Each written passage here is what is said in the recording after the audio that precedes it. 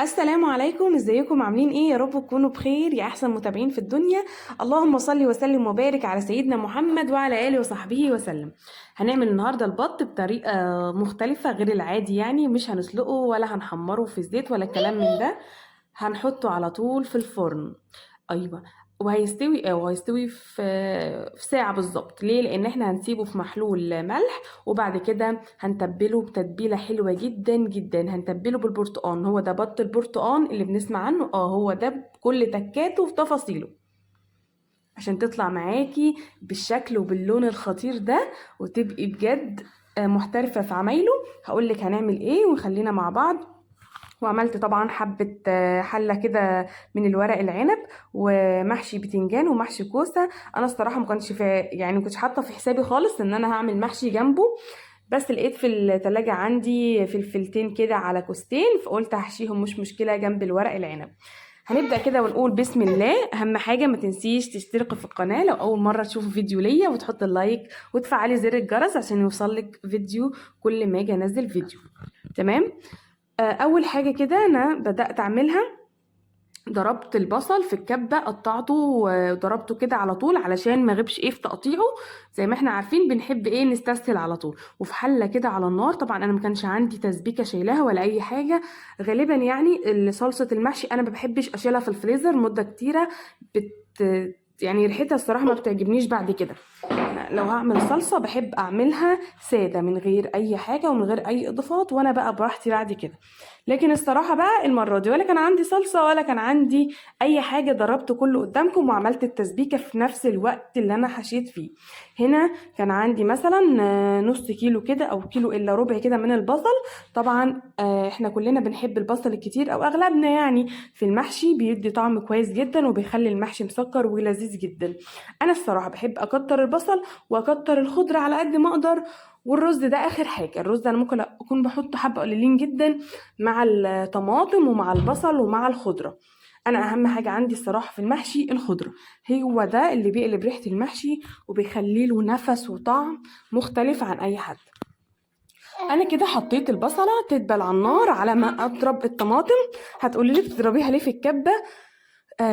الخلاط عندي كان مش راضي يشتغل، باين في حاجة بايظة أو كده مش عارفة. بس الصراحة بيني وبينكم لقيت ضرب الطماطم في الكبة للمحشي بالذات مختلف جدا وأحلى بكتير. ليه؟ لأن الكبة بتضربهولي أكنه متقطع كده على ناعم خالص، أكنك بشراه بالظبط بالمبشرة، فهماني؟ لكن لو ضربتيه في الخلاط بيبقى عامل زي العصير، بيبقى عصير طماطم. بس الصراحة أنا بعد كده هضربه على طول في الكبة. اداني كده زي الطماطم كده المخرزة التقيلة اللي احنا بنحبها.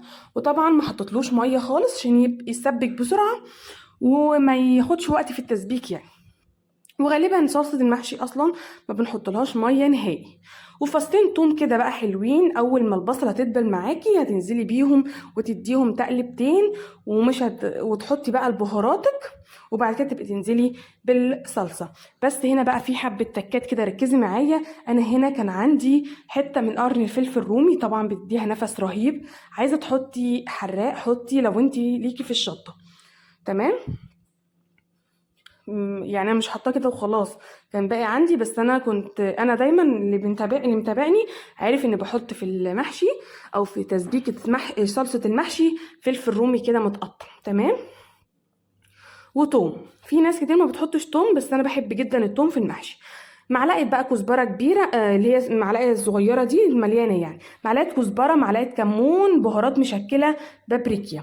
بس انا ما حطيتش مرقه دجاج، مش عشان كنت متعمده، انا ما كانش عندي. بس الصراحه طلع تحفه تحفه جدا. وعادي خالص تعمليه من غير مرقه دجاج، ما اثرش نهائي. ونص قرن نص عود قرفه كده حلو. مش عايزه اقولك هيديكي نفس تاني خالص وريحه رهيبه. قرفه في المحشي، عود قرفه. لكن لو مش عندك عود ما تحطيش بودره عشان ما يغيرش الطعم. تمام. العود بيدي كده تسكيره حلوه، وما بيعملكيش يعني بهارات الزياده في المحشي. زي يعني عايزه افهمكم ان البهارات الزياده في المحشي بتقلب طعم المحشي، ما بيكونش لطيف يعني. أنا ما حطيتش حاجه الا كزبره ناشفه والكمون والملح والبابريكا عشان لون الطماطم يتعززها لي يعني. ومعلقه من ونص عود من القرفه، بس كده. سيبها بقى تسبك مع نفسها كده. وهعمل هنا بقى ايه تتبيله البط. انا طبعا في الوقت ده انا كنت نقع البط في محلول ملحي او محلول الماء بتاعها عشان الزفاره، وعشان لو فيها اي حاجه بعد ما بغسلها بعمل كده. بحطها في ميه مع خل او خل تفاح، لو مش عندك خل ابيض ماشي تمام، وملح كفايه، وشرايح ليمون وليمون معصور، وحب من الفلفل الاسود الحصى لو متوفر، لو مش متوفر خلاص. وتنقعيها بقى ساعتين 3 براحتك انتي، هتلاقيها زي الفل وريحه الزفار راحت وبقت تمام جدا. في الوقت اللي انا بعمل فيه الخلطه دي انا كنت نقعاها. هنا بقى عصرت البرتقال وسبته على جنب. جيت بقى هنا في طبق معلقه بابريكا، نص معلقه فلفل اسود، معلقه بهارات مشكله، ومعلقه ملح، ونزلت بربع كوبايه من الخل والبرتقال اللي انا عصرته، ومعلقتين 3 من الزيت، ونص كوبايه او ربع كوبايه من الميه مش اكتر. وايه تاني؟ انا قلت زيت، ميه، وخل، ودبس رمان، معلقتين كده من الدبس الرمان. والبهارات هم 4 حاجات بس مش اكتر: ملح، فلفل اسود، بابريكا، بهارات مشكله. تمام بس كده. والسوائل الميه والخل والعصير البرتقال والدبس الرمان بس مش اكتر. هتقلبي الكلام ده كله على بعضه كده وايه، وهتنقعي فيه البطايه. طبعا انا هخليها على جنب كده على ما اخلص باقي مكونات البطه كلها. هجيب بقى حبه من البصل اللي انا كنت ضرباهم في الكبه دلوقتي تمام، واحط عليهم حبه من الملح،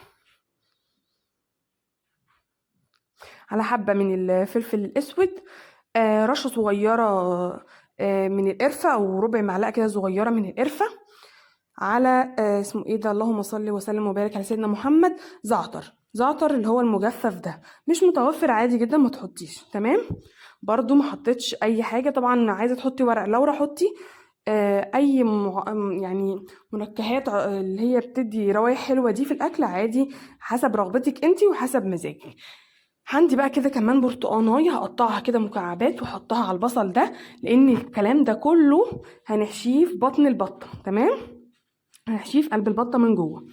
تقولي ايه ده والبرتقال عندك كتير كده عماله تعملي فيه؟ لا، البرتقانتين دول بيني وبينكم كانوا في التلاجة كده بقالهم يجي شهر ولا اكتر، نسياهم كده في التلاجة، فايه استغلتهم ان انا اعمل البطايه دي بالبرتقال. الصراحه بتبقى كويسه جدا، طعمها بيبقى حلو وبتدي ريحه حلوه قوي وهي في الفرن كده، اكنك بتعملي مثلا مندي كبسه، بتدي ريحه نفس جميل جدا. تمام هنا كنت خلاص شلتها بقى من المحلول بتاعها، وهاجي بقى كده في صينيه احط السائل اللي انا عملته ده، الخلطه الرهيبه دي.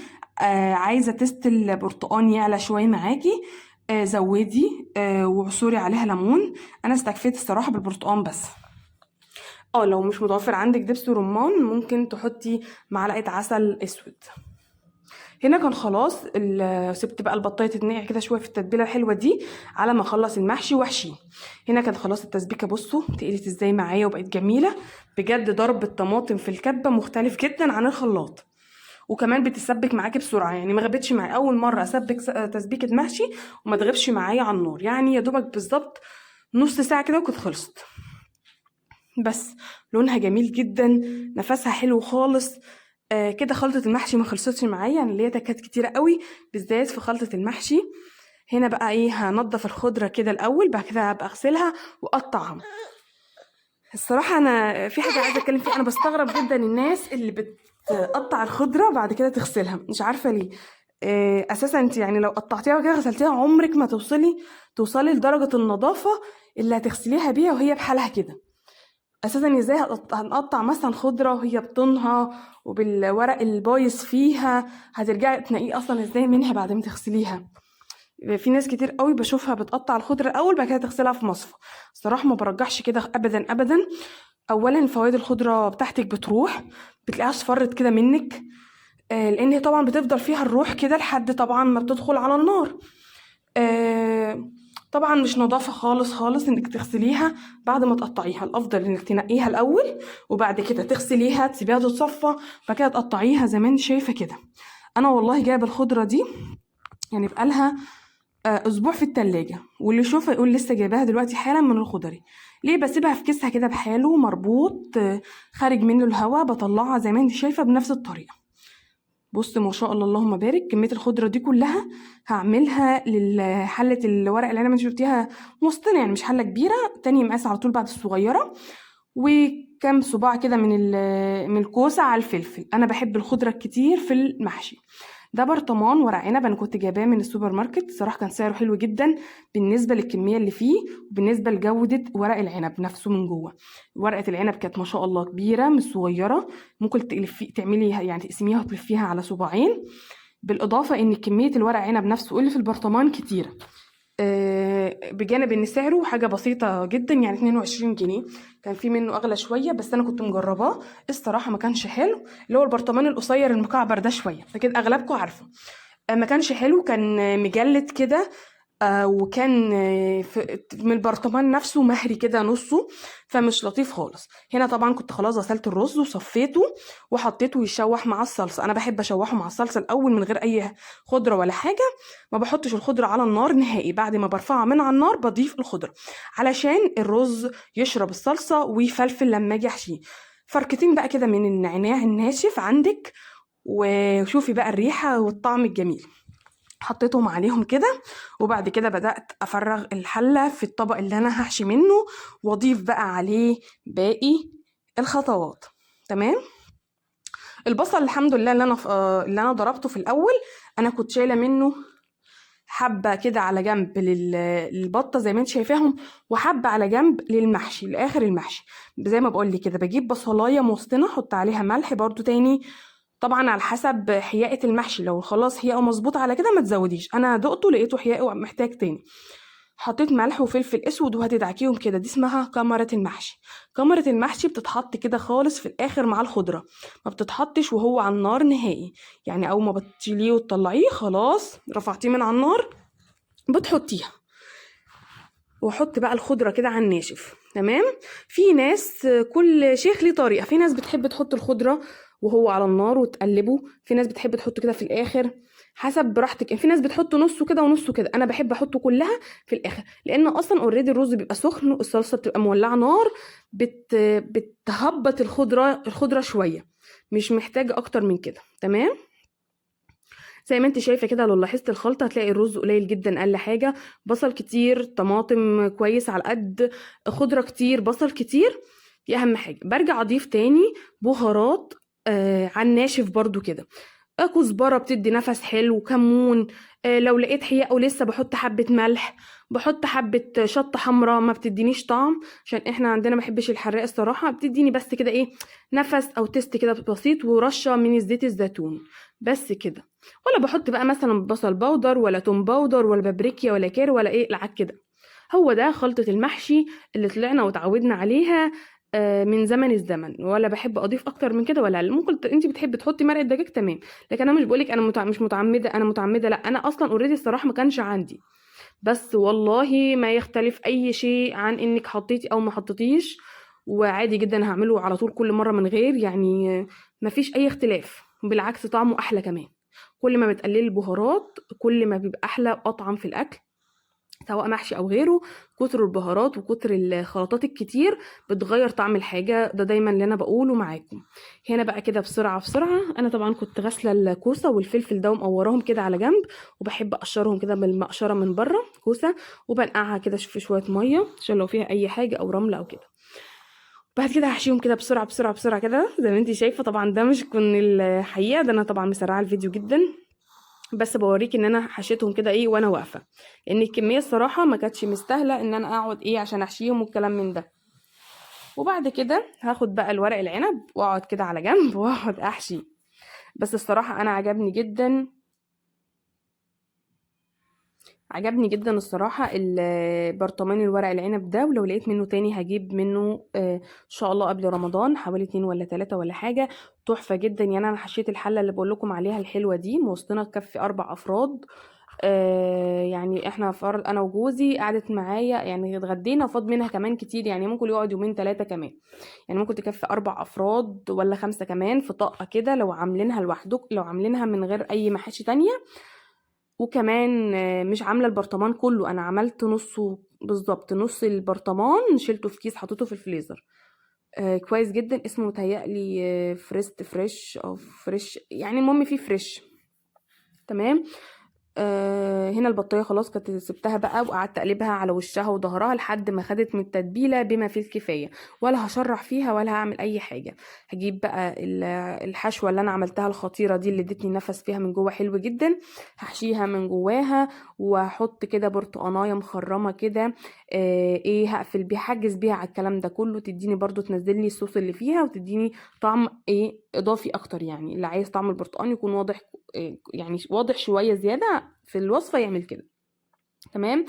على فكره يا جماعه البرتقال ده اساسا يعني كانت ناشفه سنه، يعني ايه مش هتنفع تتاكل بما اصح يعني. فعشان كده عملت ايه، عملتها كده. تمام. تقولي اللي حاطه ايه كتير بقى برتقال من جوه وفي العصير ودي وكده. هي الصراحه كانوا بقالهم كتير في التلاجة، فايه هو ده كان مصيرهم في الاخر. هنا بقى بدأت ايه ان انا اغلفها وكده عشان ادخلها الفرن، لقيت الانبوبة ما شاء الله خلصانة، فاستنيت شوية على ما جوزي جه وغير لي الانبوبة وكده. فاتأخرت شوية بسبب الايه ان البطة ما اتحطتش من بدري في الفرن، مع اني انا كنت بدأ الاكل من يعني الساعة متهيألي في الظهر كده، يعني يعتبر مخلصة الساعة، بدأ الساعة 1 مخلصة الساعة 3 ونص كده. بس ايه كانت المشكلة في التسوية عشان استنيت شوية في الحاجات يعني في الفرن وعلى البوتاجاز. بس الحمد لله ان انا لحقت وعملت التسبيكة لان هي دي اللي بتاخد وقت. هنا بقى معلقتين زيت زيتون او معلقتين زيت عباد عادي براحتك، على معلقة من دبس الرمان، وهتمسحي بيها الفرخة وهتمسحي بيها البطة كده من على الوش، وهتغلفيها بورق الزبدة، ورق التاني الألمونيوم ده. طبعا عماله احاول ان انا اقفل عليها الصينيه من بره، مش راضيه لان الورقه كانت اخر حته ومش كبيره. فهجيلك منين يا بطه، اجيبك منين يا بطه، هنا رحت قلت خلاص مش لفه على الصينيه، انا هلف على البطه بس لوحدها. كويس الحمد لله ان انا عرفت اتصرف، لان انا لو كنت حطيتها كده كانت هتنشف البطايه من جوه لان كان داخل لها هوا، وما كانتش هتستوي كويس. كده بقى تكمريها كده وتغلفيها، تكبسيها، هتلاقيها استوت كويس دابت. وبعد كده براحتك انت عايزه تشيلي بقى الورق اللي عليها وتسيبيها بقى تاخد وش، بس كل فتره كده تطلعيها وتدهنيها دهنه من الصوص اللي انت عملتيه ده.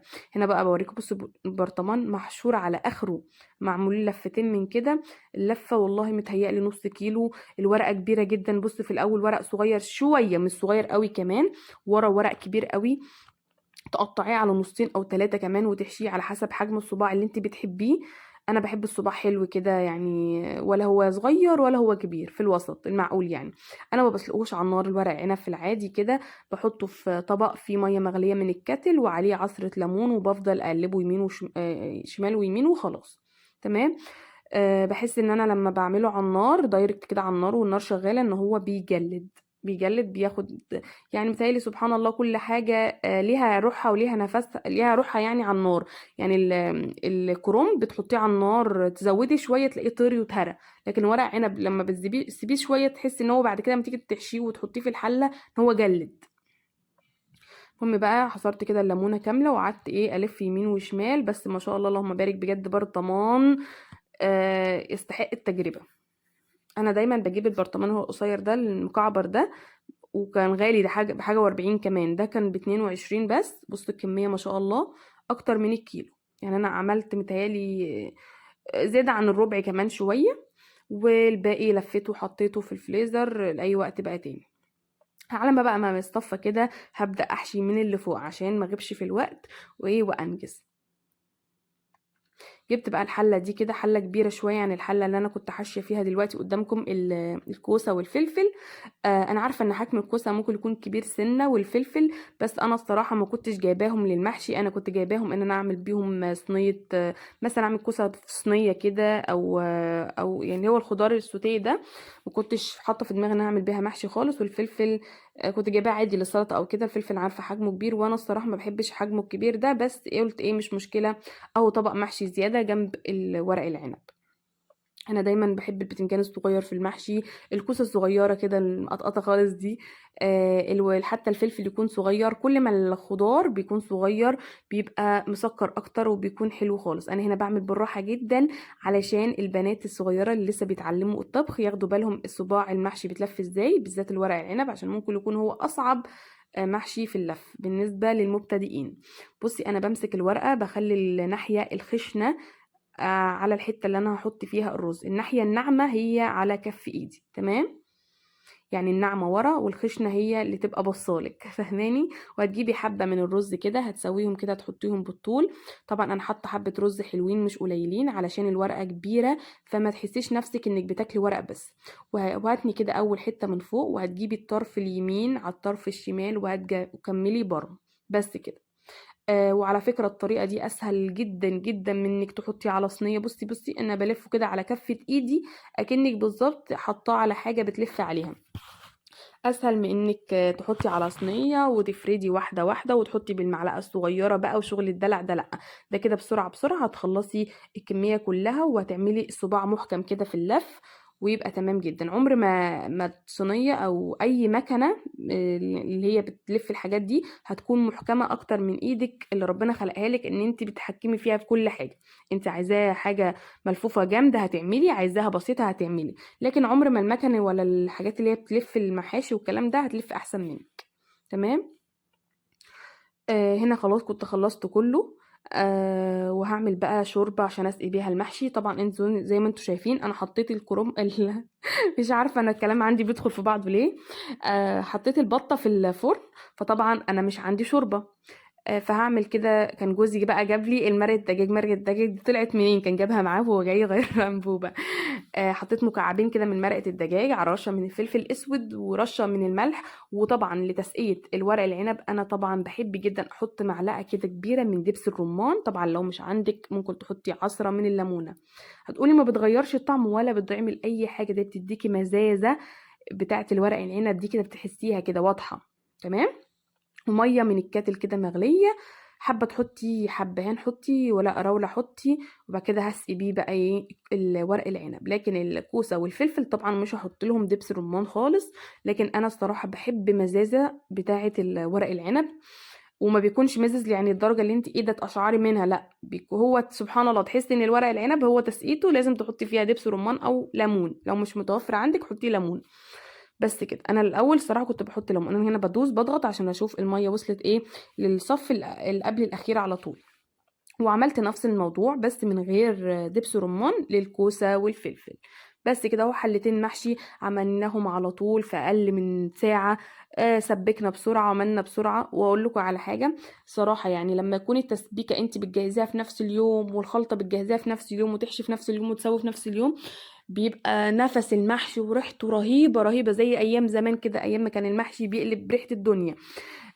غير لما بتلاقي عندك التسبيكة جاهزة في الفريزر ومش عارفة الرز انتي عاملاه والخضرة مقطعاه وشايلاها في التلاجة ومش عارف ايه وتلمي كله وتجمعي تاني. الصراحة بيكون طعمه مش زي الفريش. انا هنا كنت بشوف البطة لقيتها لسه فيها دم شوية، فحطيت برضو مسحة كده من الصوص اللي انا عملته ده دبس رمان و...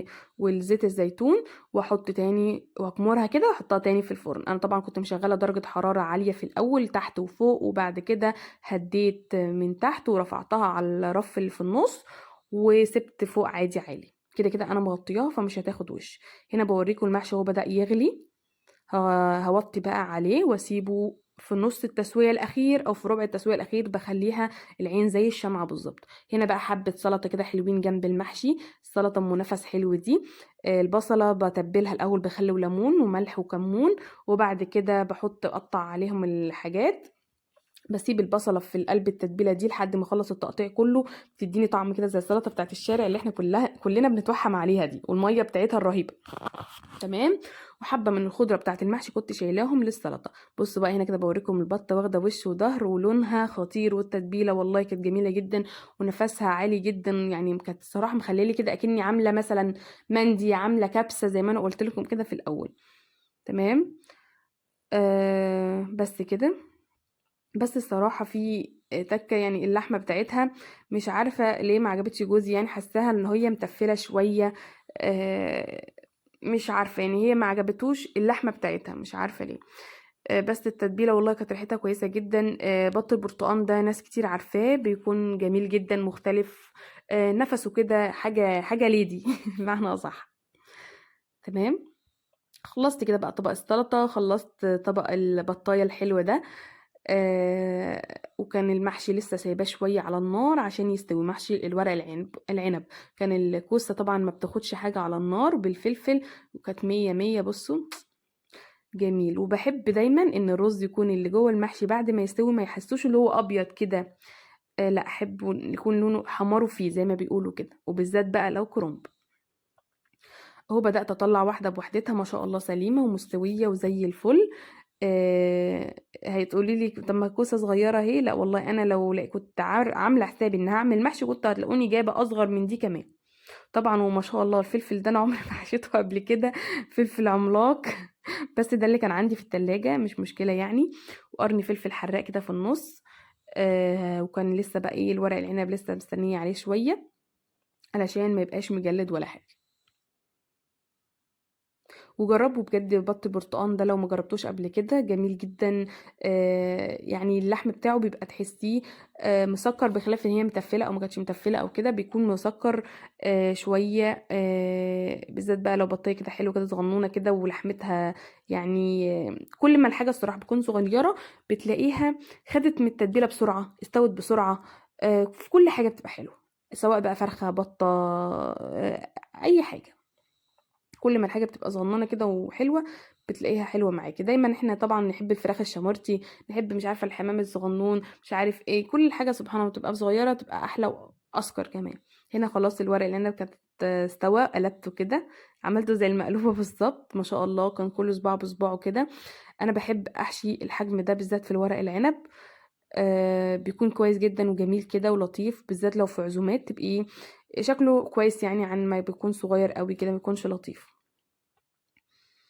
هنا خلصت خلاص بقى الوصفة بتاعتي كلها. طبق السلطة العظيم اللي فتح نفسنا عن المحشي ده طبعا عشان ما كانش فيه شوربة، والبطة الحلوة الجميلة دي والتتبيلة الخطيرة اللي انا عملتها ليها. طبق المحشي ورق العنب جميل جدا. جربوا طريقة التسبيكة بتاعت المحشي بالطريقة اللي انا وريتها لكم، بجد مش هتندموا. حبة النعناع الناشفين، حبة البصل الكمرة بتاعتهم اللي في الاخر، والبهارات بتاعتها اللي في الاخر بيغيروا المحشي 180 درجة عن اي محشي بتاكليه. يا رب يكون الوصفة عجبتكم. ما تنسوش الاشتراك في القناة لو أول مرة تشوف فيديو ليا، وتفعلي زر الجرس عشان يوصلك كل فيديو بنزله. والسلام عليكم ورحمة الله وبركاته، واشوفكم على خير.